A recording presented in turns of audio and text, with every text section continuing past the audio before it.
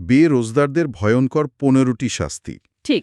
যারা রমজানে রোজা না রেখে দুনিয়াতে আরাম আয়েশে খাবার খেয়েছে, পরকালে তাদের জন্য ফুটন্ত গরম পানির ঝর্ণা এবং দাড়ি নামক একটি কাঁটাময় বিষাক্ত গাছের খাবারের কথা বলা হয়েছে। হ্যাঁ, কাঁটাময় গাছ। এই খাবার গলায় আটকে যাবে, গিলতেও পারবে না, আবার বের করতেও পারবে না। এটি ক্ষুধা মেটাবে না, পুষ্টিও দেবে না, বরং দুনিয়ার আরামের বিপরীতে এক চরম যন্ত্রণার সৃষ্টি করবে। ইফতারের সময় হওয়ার আগেই যারা ইচ্ছাকৃতভাবে রোজা ভেঙে ফেলে, তাদের ঠোঁট বড় বড় লোহার কাঁচি দিয়ে বারবার কেটে দেওয়া হবে। হ্যাঁ, বারবার। একবার কাটা হবে, আবার জোড়া লাগবে, আবার কাটা হবে। এই যন্ত্রণা চলতেই থাকবে। এই নির্দিষ্ট শাস্তির মধ্যে একটা প্রতীকী ব্যাপার আছে। যেহেতু মানুষ ঠোঁট বা মুখ ব্যবহার করে নির্দিষ্ট সময়ের আগেই খাবার গ্রহণ করে নিয়ম ভঙ্গ করেছে, তাই শাস্তিটাও দেওয়া হচ্ছে ঠিক সেই নির্দিষ্ট অঙ্গে।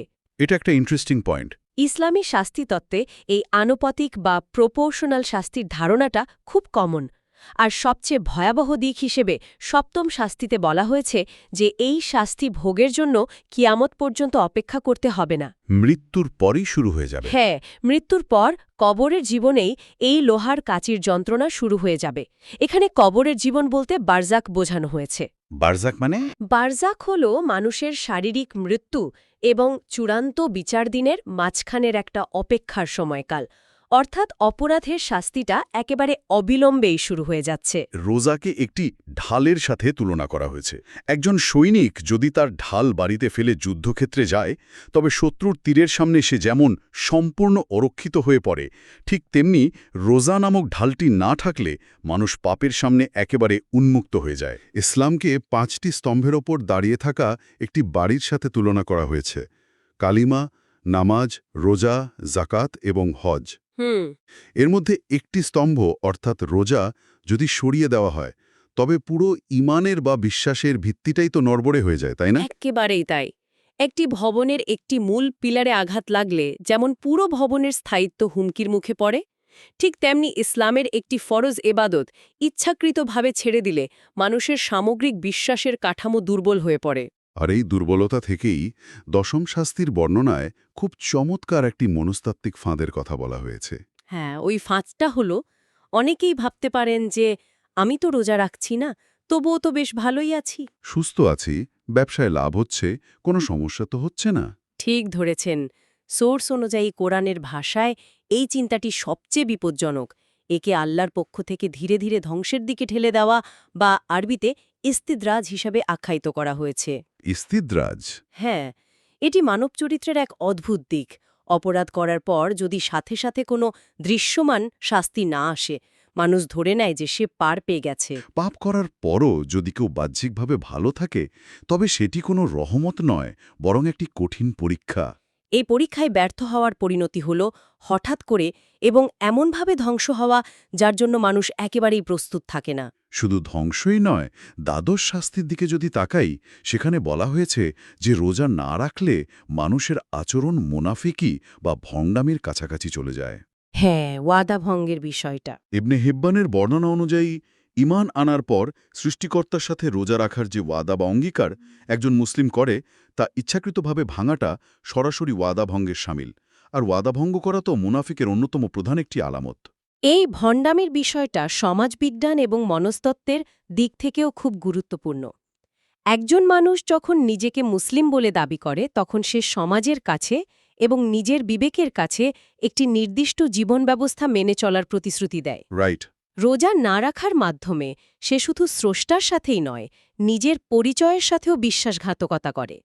আর এই লুকিয়ে নিয়ম ভাঙা বা প্রতিশ্রুতি ভঙ্গের প্রবণতা মানুষের ভেতরে এক ধরনের দ্বৈত সত্তার জন্ম দেয়। এই ভণ্ডামি বা লুকিয়ে নিয়ম ভাঙার বিষয়টি আমাদের আলোচনার চতুর্থ থিমে খুব জোরালোভাবে এসেছে, যা হল জবাবদিহিতা এবং কাফফারার কঠিন বোঝা। চতুর্থ শাস্তির ব্যাপারটা কিন্তু একেবারে আমাদের দৈনন্দিন মানব চরিত্রের সাথে মিলে যায়। কিভাবে? মানে দুপুরবেলা প্রচণ্ড খিদে পেয়েছে, কেউ আশেপাশে নেই, রেস্তোরাঁয় বা ফ্রিজ খুলে টুক করে কিছু একটা খেয়ে ফেলার যে আদিম প্রবৃত্তি, কেউ যদি মনে করে একা একা লুকিয়ে খেলে কেউ দেখবে না, তবে তারা মস্ত বড় ভুলের মধ্যে আছে।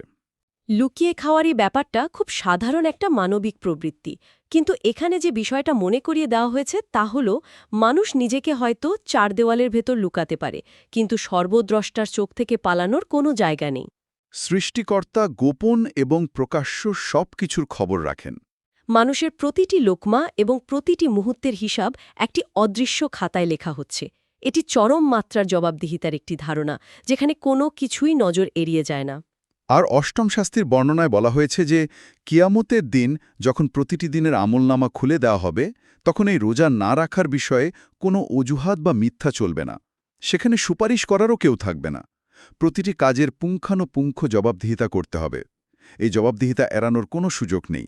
আর এই কঠোর জবাবদিহিতার জায়গা থেকেই ত্রয়োদশ শাস্তিতে কাফারা বা ভুলের মাসুল দেওয়ার অত্যন্ত কঠিন নিয়মের কথা উঠে এসেছে। সেই ৬০ দিন রোজা রাখার ঘটনাটি। হ্যাঁ, একজন সাহাবী চরম অনুশোচনা নিয়ে নবীজির কাছে এসে বলেন যে তিনি রমজানের দিনে স্ত্রীর সাথে মিলিত হয়ে রোজা ভেঙে ধ্বংস হয়ে গেছেন। তখন এই ভুলের প্রায়শ্চিত্ত হিসেবে তাকে ৩টি বিকল্পের কথা জিজ্ঞেস করা হয়। ৩টি বিকল্প। হ্যাঁ, একজন দাসমুক্ত করতে পারবে কিনা, একটানা ২ মাস বা ৬০ দিন রোজা রাখতে পারবে কিনা, অথবা ৬০ জন গরিব মানুষকে খাওয়াতে পারবে কিনা। পরপর ৬০ দিন রোজা রাখা, এটা তো মানসিকভাবে এবং শারীরিকভাবে প্রচণ্ড কঠিন একটা ব্যাপার। ঠিক তাই। শুধু সহবাস নয়, বরং ইচ্ছাকৃতভাবে খেয়ে বা পান করেও রোজা ভাঙলেও একই কাফারা ওয়াজিব হয় বলে একটি ব্যাখ্যামূলক মতবাদ রয়েছে। তার মানে একটানা ৬০ দিন রোজা রাখার মতো অত্যন্ত কঠিন একটি প্রায়শ্চিত্তের বোঝা একজন মানুষকে বহন করতে হয়। হ্যাঁ, এবং এই ৬০ দিনের মধ্যে যদি একদিনও রোজা বাদ যায়, তবে আবার শুরু থেকে ৬০ দিন পূর্ণ করতে হবে। আবার শুরু থেকে? এটি মূলত নিয়ম ভঙ্গের পরিণাম হিসাবে একটি কঠোর সতর্কবার্তা, যাতে মানুষ ইচ্ছাকৃতভাবে এই ভুল করার আগে হাজারবার চিন্তা করে। তাহলে এই সব কিছুর মানে কি দাঁড়ালো? এতক্ষণ ধরে যে ১৫টি শাস্তির বিস্তারিত বিবরণ আলোচনা করা হলো, তা শুনে মনে হতে পারে যে এখানে শুধুই ভীতি বা হতাশার কথা বলা হয়েছে। কিন্তু আসলে কি তাই? না, সোর্স মেটেরিয়ালটি শেষের অংশটি অত্যন্ত ইতিবাচক এবং আশার আলোতে ভরপুর। যারা অতীতে ভুল করেছেন বা রোজা মিস করেছেন, তাদের জন্য কোরআনের একটি আয়াতের রেফারেন্স দিয়ে বলা হয়েছে, আল্লাহর রহমত থেকে নিরাশ হয়ো না। সৃষ্টিকর্তা অত্যন্ত ক্ষমাশীল এবং দয়ালু। অর্থাৎ তওবা বা অনুশোচনার দরজা এখনও খোলা আছে। সোর্সটি উৎসাহ দিচ্ছে যেন মানুষ এখনই মন থেকে খাঁটি অনুশোচনা করে এবং যত কাজা বা বাদ পড়া রোজা আছে তা পরবর্তী রমজান আসের আগেই আদায় করে নেয়। হতাশা কাটিয়ে নতুন করে শুরু করার একটি সুন্দর বার্তা দিয়ে ভিডিওটি শেষ হয়েছে। পুরো বিষয়টি সারসংক্ষেপ করলে এটাই দাঁড়ায় যে এই নিয়মকানুন বা শাস্তির বিবরণগুলো শুধুমাত্র অন্ধভাবে ভয় দেখানোর জন্য তৈরি হয়নি। বরং এর গভীরে রয়েছে মানুষের ব্যক্তিগত শৃঙ্খলা, জবাবদিহিতা এবং আত্মশুদ্ধির জন্য একটি নিখুঁত কাঠামো। এই কাঠামো মানুষকে শেখায় কিভাবে নিজের ইচ্ছা এবং প্রবৃত্তিকে নিয়ন্ত্রণ করতে হয় এবং কিভাবে নিজের কাজের দায়িত্ব নিতে হয়। ভুল করার পরও যে ফিরে আসার এবং নিজেকে শুধরে নেওয়ার সুযোগ রয়েছে, এই ধারণাটি মানুষের মানসিক প্রশান্তির জন্য অত্যন্ত ইতিবাচক। এটি হতাশা দূর করে, নতুন করে ভালো কাজ করার এবং সঠিক পথে ফিরে আসার অনুপ্রেরণা যোগায়। এটি একটি অত্যন্ত গুরুত্বপূর্ণ প্রশ্নের জন্ম দেয়, একটু ভেবে দেখার মতো বিষয়। রোজার মতো একটি ইবাদত সম্পূর্ণ অদৃশ্য। কেউ দেখছে না। একজন মানুষ চাইলে খুব সহজেই দরজা বন্ধ করে লুকিয়ে খাবার খেতে পারে এবং বাইরে এসে সবার সামনে দাবি করতে পারে যে সে রোজা রেখেছে। অন্য কোনো মানুষের পক্ষে তা যাচাই করা প্রায় অসম্ভব। সত্যি তো। তা সত্ত্বেও পৃথিবীর কোটি কোটি মানুষ এই অদৃশ্য নিয়মটি কোনো ধরনের বাহ্যিক নজরদারি ছাড়াই মেনে চলে। এই বিষয়টি কিভাবে মানুষের ভেতরের চরম সততা এবং কেউ দেখছে না তবু আমি নিয়ম মানব, এই আধুনিক সেলফ ডিসিপ্লিন বা স্বশৃঙ্খলার ধারণার সাথে মিলে যায়। এটা একটা দারুণ পয়েন্ট। আধুনিক যুগে যেখানে সিসিটিভি ক্যামেরা বা সুপারভাইজার ছাড়া নিয়ম মানার প্রবণতা কমে যাচ্ছে, মানুষ ফাঁকি দেওয়ার সুযোগ খোঁজে, সেখানে হাজার বছর ধরে চলে আসা এই অদৃশ্য জবাবদিহিতার সংস্কৃতি আমাদের মানব প্রকৃতি সম্পর্কে কী শেখায়? এটি এমন একটি বিষয় জানিয়ে যারা শুনছেন তারা দীর্ঘক্ষণ চিন্তা করতে পারেন। সত্যি, এটি ভাবনার এক নতুন দিগন্ত খুলে দেয়। আত্মনিয়ন্ত্রণ এবং সততার এমন একটি মডেল যে কোনো যুগের জন্যই প্রাসঙ্গিক। তো এই চমৎকার আলোচনার এখানেই সমাপ্তি টানছি। একটি নতুন বিষয় নিয়ে আবারও ফিরে আসার প্রত্যাশা রইল। বিদায়।